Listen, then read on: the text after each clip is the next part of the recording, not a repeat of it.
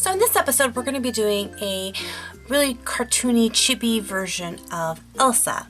So the first thing I'm going to do is I'm going to take my 2B pencil and I'm going to go ahead and sketch in my basic design. The thing you want to think about when you're making a cartoon or chibi is that the proportions are going to be way off.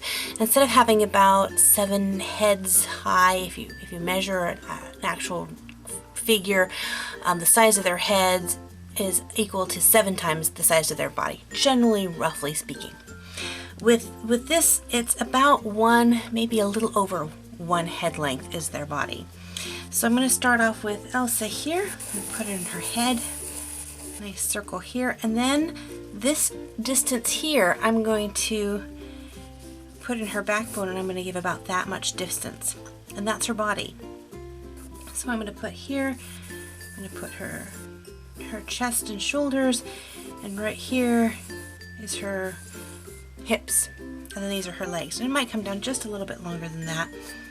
And I'm going to block those in with some lines, but really I want this head to be nice and big. It's going to give that really cool, nice cartoon effect. This is like deep. This is a cartoon of a cartoon. And then just very carefully going to block in the rest of her body however I want, what kind of her position I want her to be in.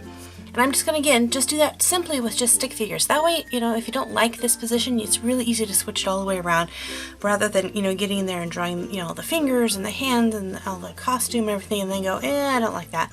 Just block it in with your shapes first.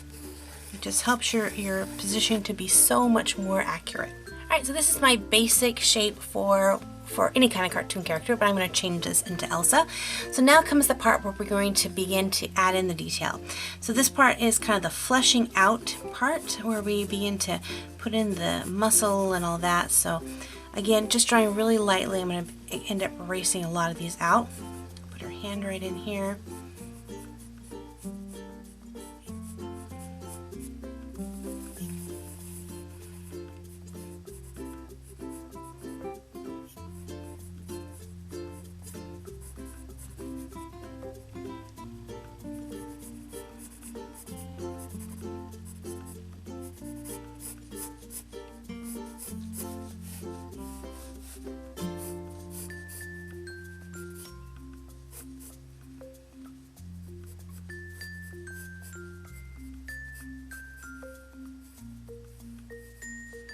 So I'm working this in here, and I'm really thinking that this hand in comparison is a little bit long because I want it to be cartoony.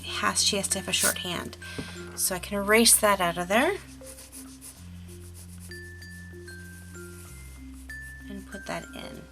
So once you have the body the way that you want it, then you can kind of go back in and begin putting in the facial features. So I'm going to bring down the front face line, which is the line that runs down across the forehead, between the 2 eyes, down the bridge of the nose and the mouth. And this lets you know in what direction you're turning the head. So she's looking at about 3/4 angle. And then I'm going to put the eye line here. And I'm going to give more distance up here for the forehead and less down here. That's going to give her more of a cute look. I'm going to block in for her eyes, her nose, and her mouth.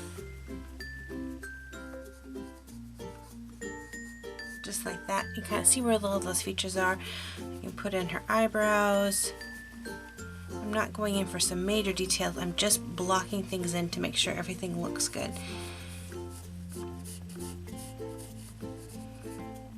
Put her ear in here. And then I'm going to start just blocking in her hair.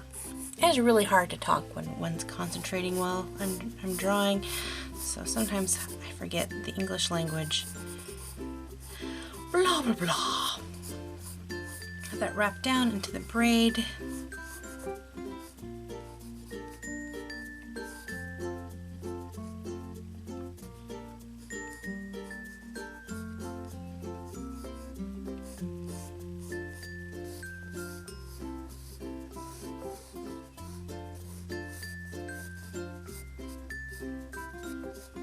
Drawing her cape back there, and then just really finalize any details that you want.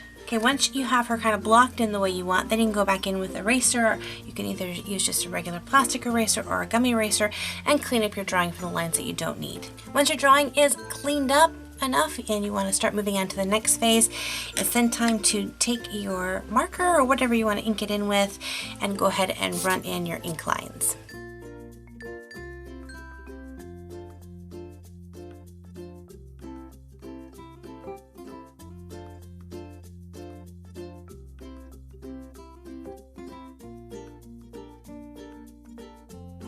Once you have your picture inked in, you can go ahead and wait for the ink to dry and then go ahead and erase all the pencil lines that you don't need anymore.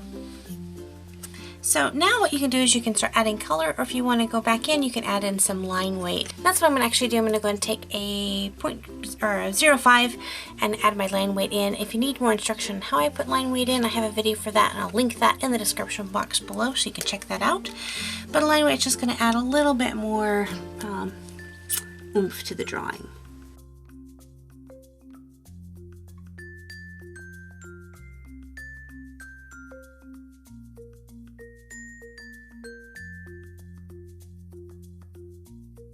There we go. So Elsa has her line weight in there. It just adds a little bit more of a dimension to her. And so now it's time to add color. So whatever you want to use for color, whether it's crayons, markers, color pencils, paints, whatever it is, go ahead and start doing that. Now I'm going to go ahead and add color pencil to this. If you'd like some more details on how I use color pencils, I started a brand new series called Color Pencils 101. The first 2 episodes of those are up now, so you can check those out, and then I'm uploading new ones every week to that series.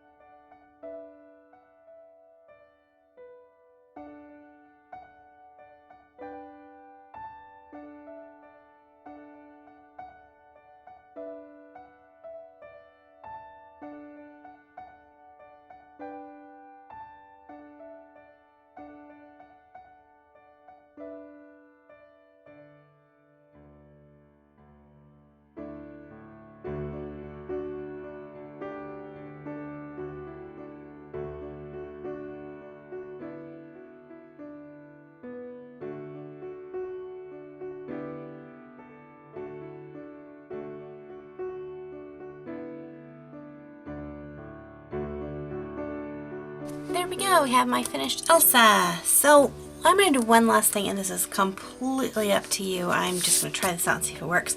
But I have a couple different glitters. I have a silver sparkle glitter and then a translucent kind of white glitter. And I usually always put like a spray over my drawings that I keep in my sketchbook. It helps to keep them from smudging. So I'm going to put this spray on here, but it's a little sticky at first. And so I'm going to spray it and then I'm going to sprinkle some glitter on top of it. And I'll see what that looks like. It might ruin it. It may make it cool, but we'll find out.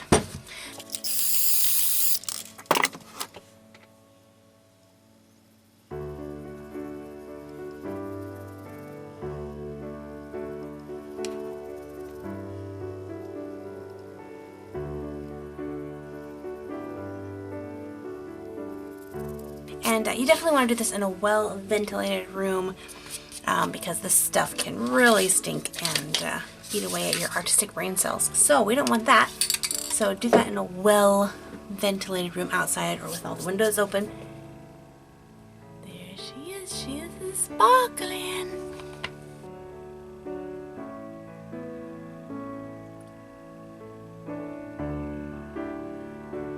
So she's either really cool and sparkly or she's a vampire. You decide.